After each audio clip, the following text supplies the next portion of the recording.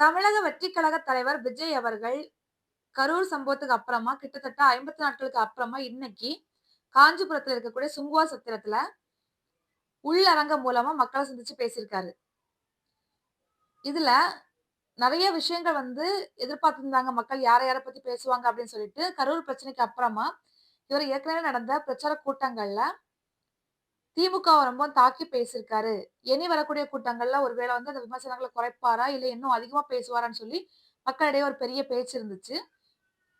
அது என்ன பேசலாம்னு சொல்லி நம்ம வரக்கூடிய வீடியோக்கள்ல பார்க்கலாம். இன்னைக்கு பார்த்தீங்கன்னா, சுங்குவார் சத்திரத்தில இருக்கக்கூடிய ஒரு கல்லூரியில இருக்கக்கூடிய அரங்கத்தில தான் இந்த மக்கள் சந்திப்பு நடைபெறுது. இவர் அந்த கேம்பெயின் போகக்கூடிய அந்த பஸ் மூலமா வராம இன்னைக்கு தன்னுடைய தனிப்பட்ட கார்ல தான் வந்திருக்காரு. ஆனா வரும்போது நெறைய மக்கள் அவருக்கு கை காமிச்சு, அவருக்கு அவங்க க கண்ணாடி இறக்கி விட்டு எல்லாரையும் பார்த்து கும்பிட்டுட்டு வந்திருக்காரு. அ இளைஞர்கள் நெறைய பேர் இருக்கக்கூடிய இடத்துல நின்னு நிப்பாட்டி பேசிட்டு வந்திருக்காரு. இவர் நெறைய பேர மக்கள் கிட்ட கரூர் சம்பவத்துக்கு அப்புறமா பார்த்தீங்கன்னா, மக்கள மீட் பண்ணி அவர் பேசவே இல்ல. பேசினாரு என்னன்னா, கரூர் சம்பவத்துல 41 பேர் உயிரிழந்திருந்தாங்க. அந்த மக்கள கூப்ட்டு ஆறுதல் சொல்றதுக்காக கூப்ட்டிருந்தாரு. ஆனா, அந்த மக்கள் கிட்ட ஒவ்வொருத்தரையா தனிப்பட்ட முறையில பார்த்து பேசியிருந்தாரு. ஆனா, அத நமக்கு வெளிய யாருக்கும் காமிக்கல. அங்க போன மக்கள் சொன்ன தகவல் தான் நமக்கு தெரியும். அதுல அவங்க என்ன சொல்லியிருந்தாங்கன்னா, அவர் எங்களுக்கு ஆறுதல் சொல்றதுக்காக கூப்ட்டிருந்தாரு. ஆனா, நாங்கலாம் அவருக்கு ஆறுதல் சொல்ற மாரி ஆயிடுச்சு. ரொம்ப கலங்கி போயிட்டாரு மனுஷன் அப்படிங்கிற மாரி சொல்லியிருந்தாங்க.